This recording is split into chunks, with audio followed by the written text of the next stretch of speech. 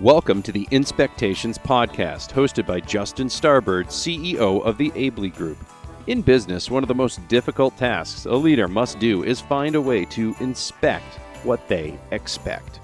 Too often, great businesses fail or managers lose their way because they were operating based on expectations that they had not yet inspected.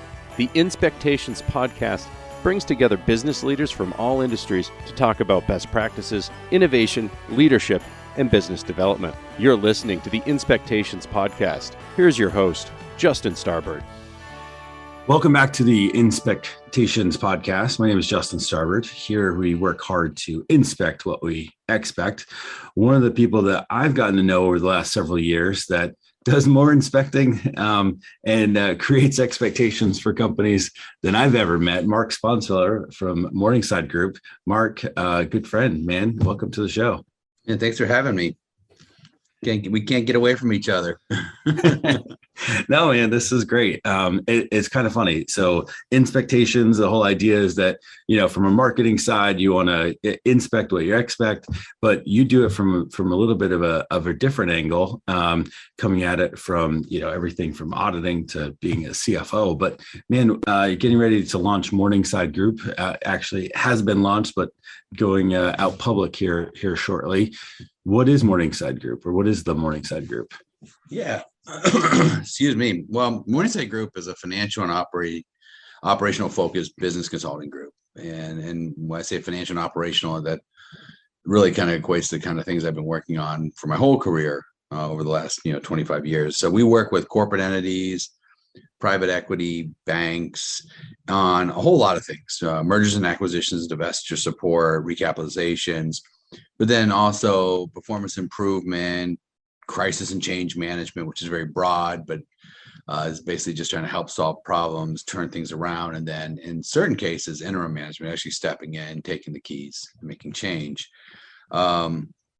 So our team of professionals, and we have a select pool of independent contractors. We really kind of focus on not just redoing or retreading other consultants, but find people who have truly unique backgrounds. Generally speaking, some element in consulting, some element on the business side. So you have experience in both principal and agents side of the houses. Because our thesis is that creates a very kind of unique feel to the teams you get if you're a client, and the experiences Sure. they bring can kind of help you solve problems quicker. So that's kind of what we do, or what we're going to be doing. Yeah, that's exciting. And you've had a lot going on over the last few years rather, but how did you get your start here? Yeah. So my background, I was a partner at PricewaterhouseCoopers, and then I was a partner at a firm called Alvarez and Marcel, and then kind of got not tired. I wanted to shift in 2016. So started doing much more operationally focused work on my own. And that led me to my partner in Morningside Group, who is a guy named Ansir Junaid, which call him Junaid, that's what he goes by. And we had actually worked together, and you had come in as well on that effort to take an extremely entrepreneurial company that was probably the fastest growing in the industry, but had a lot of things on the back office that you had and structure that had to be addressed. So collectively, we worked together to address those things, continue the growth of the company, address a lot of the structural issues, and that ultimately led to us exiting the business at a very high multiple. And so that was kind of a thesis proof of what we could do. And in the process of doing that, we also built our team up within that organization, and few of those team members are actually coming on to Morningside. So that kind of was what gave us our start. At the end of the day, I think when we think of Morningside Group, the consulting world's a busy world, has a lot of players in it. And, the kind of our thinking when Junaid and I talk about is, smaller, more focused consulting groups, again, can comprise of professionals with a kind of diverse background across the board, both in experience and just bring something unique to the market. And that's not necessarily, you don't really find that at the larger groups. It's kind of hard to find that. Certainly there's diverse experiences within, but it's really hard to get that consistent feel across the business. So that's why we started. And it's not just about clients, and certainly everything starts with them, because that's why we do business. But it's also really trying to create an organization where people like what they do, where they're energized by what they're doing, and they like who they do it with, and that includes clients and professionals alike. And if we can accomplish that, I think we're gonna do a lot of good things. Oh man, that sounds absolutely spot on. I think one piece that I would dare add to that is that there's a lot of practical experience coming together under one roof with you as well, and I think that bodes well. And maybe speak to that as a differentiator versus some of the larger companies. Yeah, I think when you think about our team and some of the things we've done recently in various roles, with the consulting background, we can certainly analyze issues and provide summaries of that. And that's like your traditional consulting, your Bain McKinsey model. But I think we really enjoy executing change, and that's kind of differential, and having sat there in the seat before. So it's one thing, for example, I'll just throw something out there. One thing to analyze cash flows and figure out what's going wrong. It's another thing to go make the change to fix that. And, and a recent thing where elements of my team were in an organization with me, we made a turnaround of taking a company with a revolver that had broken through its minimum threshold, was constantly butting up against kind of violating covenants, to a point where we had basically $1 million on the revolver. And it was just through not only analyzing, diagnosing the product, but then actually stepping in and forcing change. And that's, you don't see a ton of that out there in the market. I mean, they're kind of most in the consulting world and there's certainly a need for it. Most of the consulting world are out there in the kind of diagnosis and explain, and less engaged on, hey, let's go and make the changes that can fix the problem. Sure. Well, that's where you line up really well, especially with Junaid's entrepreneurial spirit, where you roll your sleeves up and actually, and one thing I've always appreciated about him is ability to just get stuff done.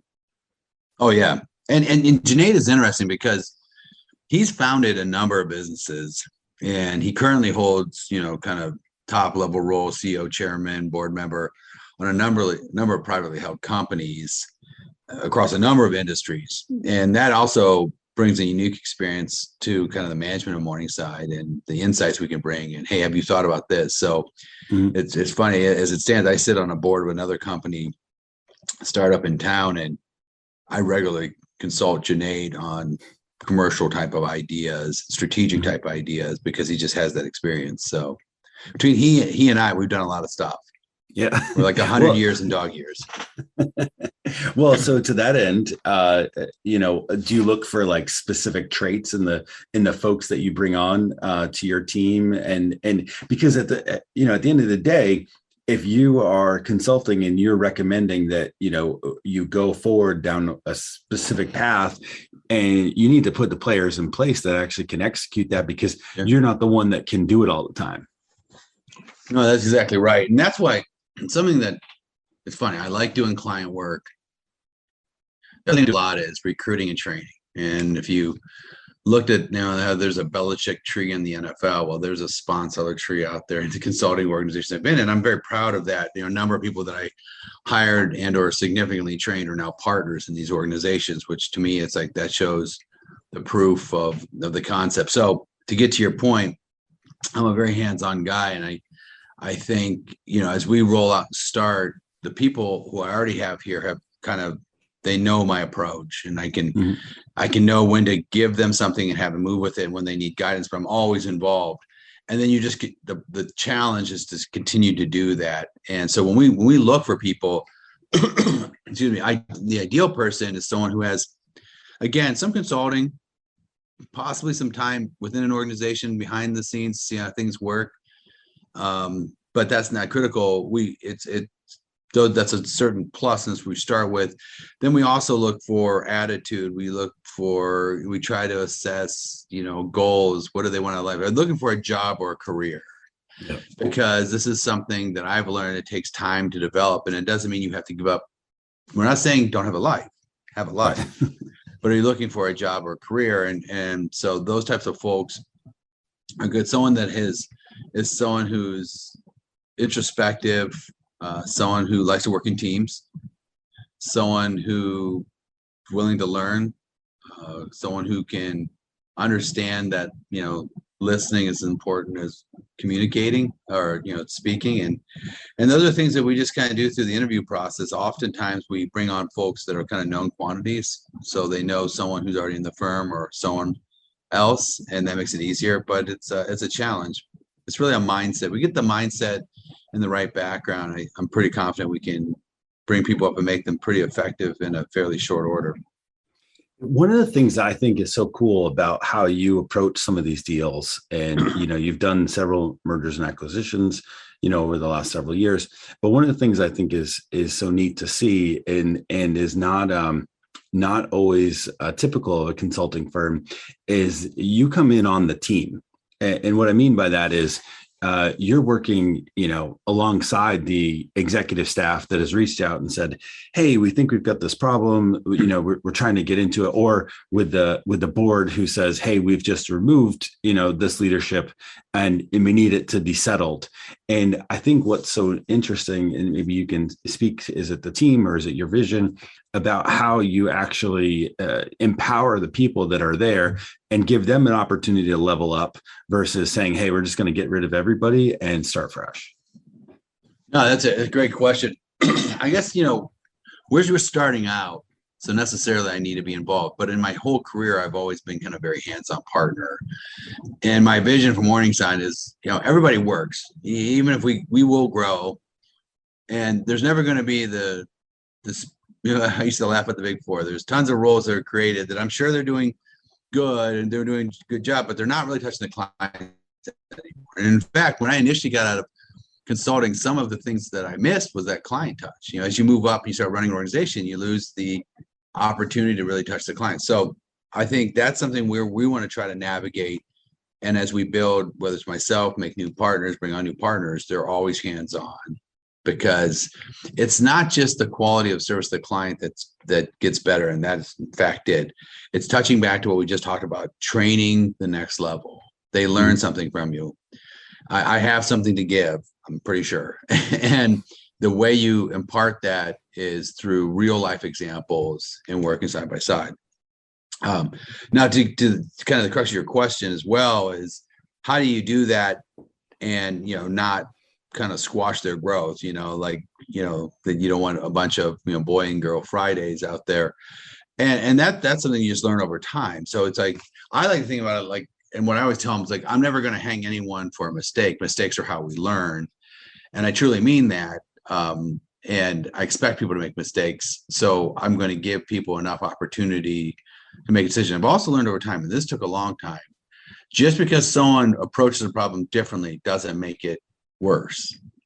Sometimes it does, and that's where the training comes in. But sometimes it's just like, okay, so I learned stuff from my team being involved too, of more efficient ways to do things.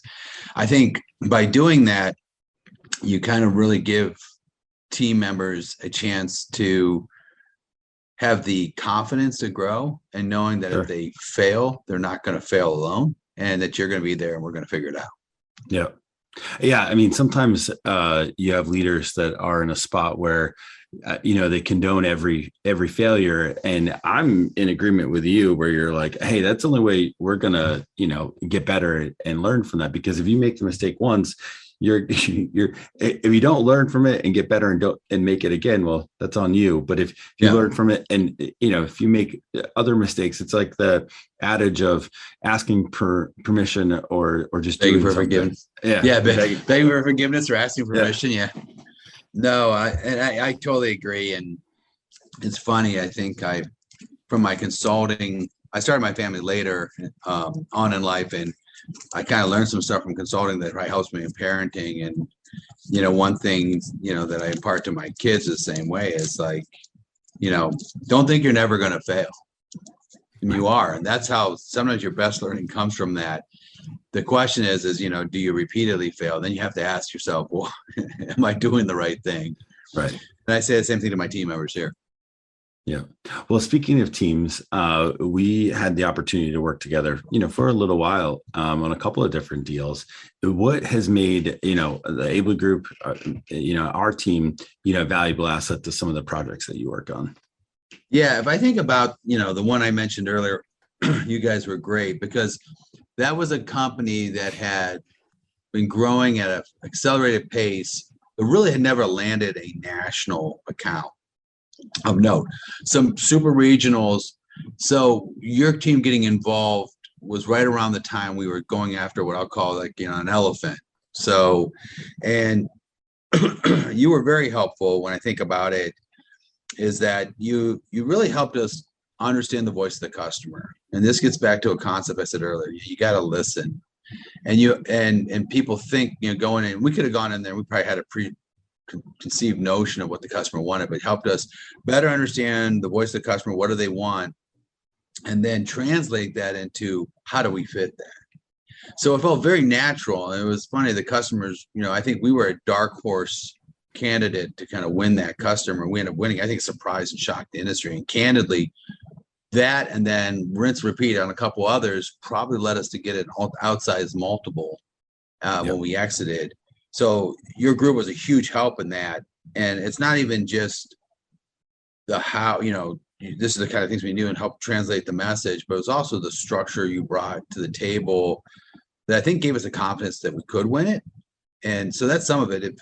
If you're going to pitch some work, not only is it the pitch, but people have to see in your eyes that you actually feel like you can accomplish it. You can win it. You're here, deserve to be here, and that you're going to win it. I think you guys were helpful in building that confidence through helping us manage the process.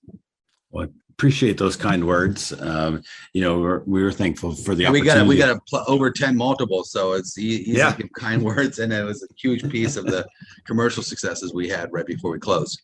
Yeah, no, and it was a lot of fun to see the culture internally shift. Between you coming on board, the couple of wins in a row, and then to see how talking about what we did earlier, the team leveling up. And all, executing at a much higher level than they had previously been required. So that was pretty exciting too. What do you see? Yeah.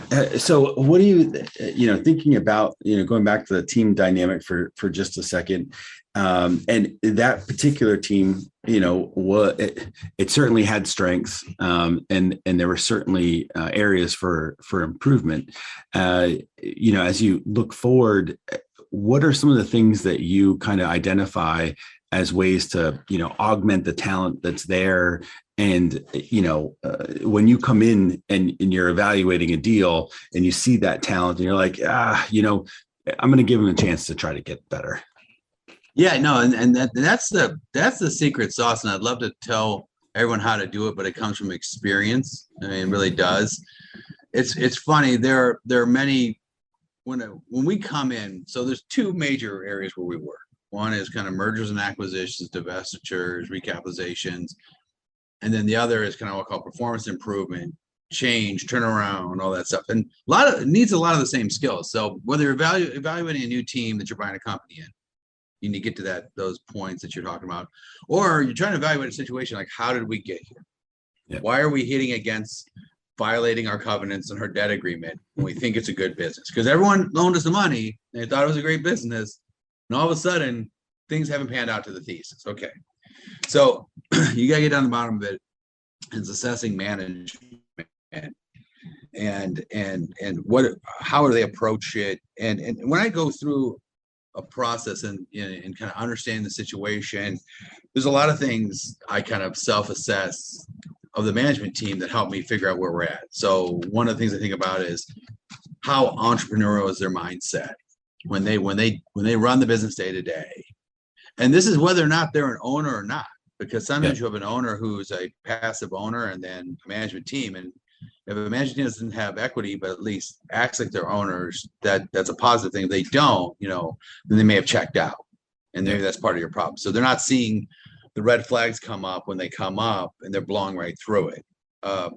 Another thing we look at is invariably, if we're in there now on the M&A side, it may be a little bit different, but on the performance turnaround, when things haven't gone as planned, how do they explain the reasons for that? Mhm. Is it unlucky, like what I call the unlucky explanation? This happened, things outside of my control, which are very limited, or do they really talk about it like, well, when I look back, we could have done this, but here's the actions we've taken to kind of address it. So that helps us assess them, and then how quickly and decisively do they act? It's kind of this. You ever hear this paralysis by analysis? Yes. That hits management teams. And then I think the last thing that we kind of look at is when they come to a decision. It's funny. I've had many conversations on new engagements that we get into, and two things you'll learn when you ask about how we ended up in the decision. One, there's three different decisions or more that people think they ended up at. That's a problem. Or two, they're not sure how they arrived at the decision, which oftentimes means that there's like a shadow decision team. They're very siloed or autocratic in making their decisions, which is bad too, because there's no reason to have a management team if you're not trying to come to a decision through a structured process to get to the best result. So those are kind of things we look at outside of this normal tangible stuff that we do on the analysis side. And we just try to see, so we try to make an assessment. Oftentimes when you have bad situations, you could have legitimate exogenous factors that can't be dealt with. More often than not, it's kind of like good bones, bad management. So the thesis was there, the company's good, management's not optimal. On the M&A side, it could be, hey, it's more of less of a question of good bones, bad management. It's like, good bones, we want to do it, let's prove that out. Now, can the manager take this where we want to go? Yeah. Because we're not buying things just to do the same. We're buying things to take it somewhere else, to merge into our company, to add on. And is this a management team that can do that? But you're assessing the same type of attributes. So you mentioned a couple of things there. You're talking about management that is maybe checked out. There's some red flags, or a owner that is maybe a little bit more passive versus entrepreneurial. Thinking about it from the client side, what are some of the questions that I'm asking myself before I approach you and start asking Morningside to come in and help? Yeah, I think if I was, if I was that owner and we're underperforming, the kind of questions that I would be asking myself is, why am I thinking about needing a consulting group to help me? So let's assume you come to that decision. Then what do I think is going on? And then how am I going to address that? And that really, it sounds self-evident, but I think many times people don't try to get to this kind of concept of one source of truth. They kind of develop their view, and then you ask the CFO, and he's like, well, no, this is what's really going on. And you ask the head of sales, well, no, this is going on because they won't give me the funding I need. So is there one source of truth there? I think if owners kind of who are having issues do that self-assessment and they realize there's a lot of different views, I think that's where we come in and can be very effective. Oftentimes when we pitch something, and I don't even like the word pitch, but let's say we pitch, we like active problems and talk people through what we think solutions are, and that shows how we, how you can evaluate us, and that's really shows an owner how we would approach a problem. And that's very different than kind of going away and coming up with a solution, coming back and saying we have the answers. We'll tell you right off the bat, we don't have all the answers, but we do have the tools and skill set that we work with your team. We can collectively develop what is that one source of truth and then how we should move forward. And so, it's difficult. It's funny. There are a lot of owners out there who know they have an issue, but as long as they have cash in the bank, they say everything must be okay. And I've had CEOs say that to me, and I had to say, listen, once you have a debt facility and a revolver, your cash level is completely irrelevant if they're not sweeping it anyways. And separately, I'm amazed that I've seen people who think the issue is X and it's really Y, and they just don't see that. And it's something that, your real problem, a perfect example is, involved with a business that thought for the last 2 years they made 12 million of EBITDA. And when you looked at it, you say, well, okay, but you made zero free cash flow. So that's a problem. Didn't know that problem. Problem not on the radar, not in the top 10, not in the top 20. And that's not because I'm super smart. It's just that we're just asking some of the questions that we weren't already going down a road of what the problems were and what was going well wasn't. And we could come in with a fresh set of eyes. And that really triggered a lot of discussions of solutions that probably would have been triggered had we not had that. So it's just stuff like that. Yeah, but it's got to be tough when you have those hard conversations with the owner or leadership, and you're like, you're the problem. Yeah, they go through like 7 stages of grief. Yeah, you hope they get to acceptance, but it's like denial. Then anger certainly comes in there. I don't know what all the stages are, but it's got a similar thing. And listen, I don't want people to pay me to be your friend. I mean, I'm friends with a lot of my clients, and I like that. And that's the relationship I want. But at the end of the day, I got to tell you what my read is, and we can disagree. And some of the best relationships I have, I've had kind of very professional knockdown dragouts of differences of opinions with. Just did it the other day with the private equity that we were talking to about potentially working with, and we had different take, and it was great. I mean, it's great, and I think that's what you need. So it's challenging. There's always that that fear that in the back of your mind that you allow the need to get an engagement or the desire to get an engagement clouds your view, and I think we keep that in the forefront of our brain because that we don't want that. I'd much rather pass on an engagement but give you my honest read, and if I'm wrong, so be it, than to not tell you what you wanted to, what you need to do, what you need to hear, and then take an engagement, because ultimately I'm not adding any value then. Well, what do they say? Most good friendships start because you're like, I thought you were an asshole when I met you. Yeah, I know, right? Some of my best friends. So I understand that. So, I know right now there's, Morningside, you've been doing some stuff, for a little while, but you're really about to hang your shingle for the first time in the next 30 days or so. What's next for you and the group? Yeah, it's funny. I don't know how this happens, but so we started Morningside in 2020, but we've only done very little because we didn't want to do a full launch with the pandemic. It's not an ideal time to launch a firm, but we had a lot of the team working in roles, just working for a company, so it kind of embedded roles, and that worked out really well. And so now we're going to do the big launch, and we're already seeing a lot of interest, which is funny because we haven't really even announced it. Our website's not even up yet, but we've had, right, like I mentioned, we just had someone who reached out, and it's because I've worked with so many in the private equity space who reached out with an opportunity that we ended up, talking about pitching a bit. And so I think that's encouraging when we tell the story. There's a lot of interest. There's interest from banks with, investments in their portfolio. There's interest from private equity, obviously M&A and just performance improvement related, and then from corporates. And so that's encouraging. But the main thing we're looking to do is really that hiring and retention, or and training, and then obviously retention too. Yeah. We have the nucleus of a team, and now we want to continue to augment and grow it. So that's where we'll be focusing on, and not hiring just to hire, but really getting back to, let's create a place where people like what they do. They're energized by the work they do. They're energized by the people they work with, and they're really proud of the results they accomplish. And if we can accomplish that, everything else will take care of itself. They'll be engaged in learning.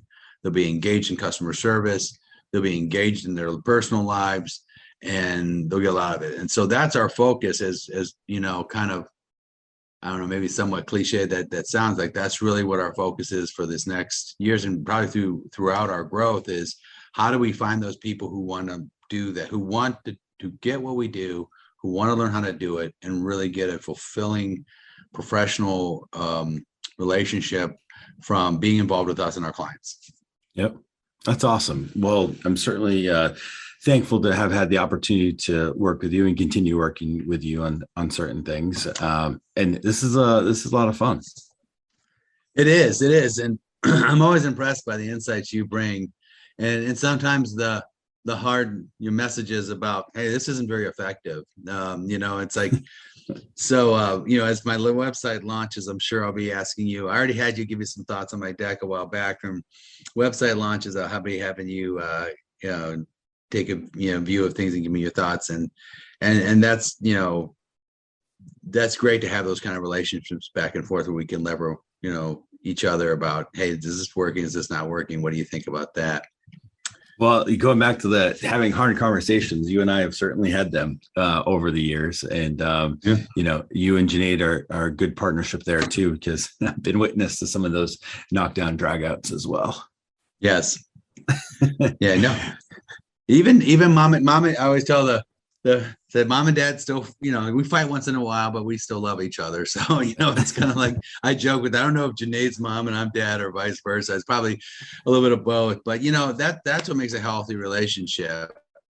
And it's just the incredibly deep respect that I have for him and he has for me. And that's the same kind of you and my relationship. I mean, I have so much respect for what you and your group bring to the table, and hopefully the same way as the other way. Yeah, so it makes it allows for an environment of candor, and just safe to speak your mind. Those are the kind of relationships I want with clients. Those are the kind of relationships I want with my team.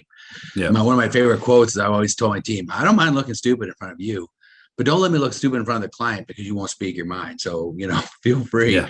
It's that openness, it's that candor. When people, it's just amazing when you empower people and when you have that mutual respect there, that all the positive things that come out of it. Absolutely.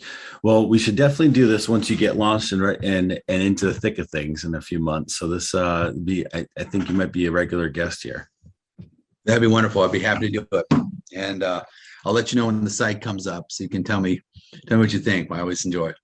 All right. Sounds good. You have been listening to the Inspectations Podcast. On behalf of your host, Justin Starbird, and our guests today, thank you for listening. To learn more about the Inspectations Podcast, our guest, or the Aebli Group, please visit us at www.aebligroup.com. Be sure to keep inspecting what you are expecting.